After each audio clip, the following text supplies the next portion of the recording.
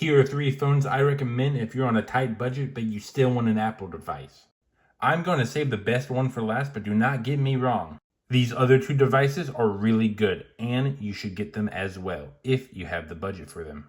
The first phone I'm going to be talking about is the iPhone XS. The iPhone XS will no longer get any updates, so that kind of sucks, but here's the good stuff about the iPhone XS. For starters, it's really cheap, $144, and I have seen this for lower depending on where you can look, but for an iPhone XS 64 gigabytes unlocked, you can get it for $150 or less.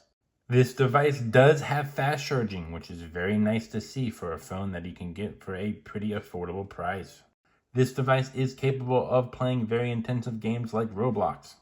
After a while, your hands will get hot and you will feel the burn. That's okay though, because this device is a really powerful device, and I can definitely tell you that you're going to like this device if you're going to get it as a secondary phone. But if you want to use this as your main phone, you will also be very happy because it supports the fast charging, like I said.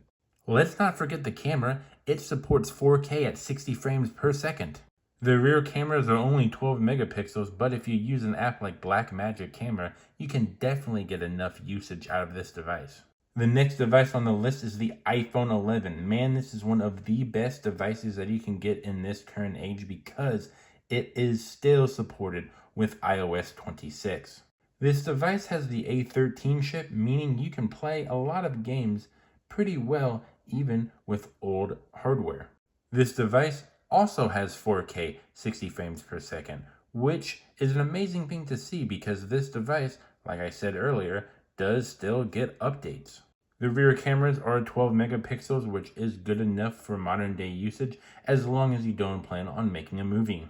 Because this device is supported by Apple, it can still have a lot of uses in the cases of productivity. I would highly recommend to get this device just for the productivity aspect of it. The prices vary depending on which website you decide to go to, but you can definitely find this for $150 or less if you look hard enough and you don't mind a little few flaws. The best phone, in my personal opinion, to get if you're on a tight budget is the iPhone SE 2020 or the iPhone SE 2022. Both of the devices are good. I sadly only have the 2022 right now, but both devices are very good. Because of the design of this phone being the iPhone 8, a lot of people do not like this era of iPhone.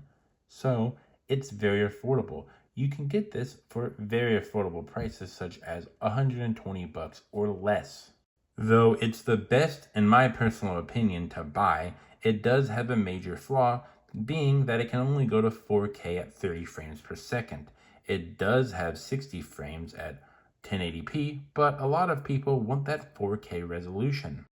Another bad thing about this device is that it only has one 12 megapixel camera, which is not the best thing to have because the other 2 devices had 2 cameras.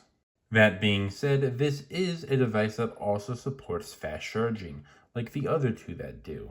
But because this phone is very affordable, you can have a pretty affordable phone that has fast charging and is up to date with the modern software. And it has the A15 chip set, so you know it's going to be a pretty good device, even in the next few years.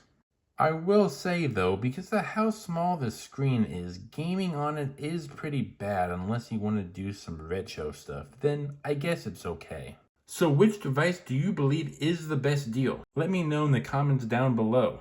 Also, out of these 3 devices, which one are you actually going to buy? If I have kept you for this long and you like my content, please consider subscribing, or liking, or disliking if you really want to, I don't know. I don't want you to dislike the video, but if you do have constructive criticism, let me know in the comments down below how I can improve. Thank you.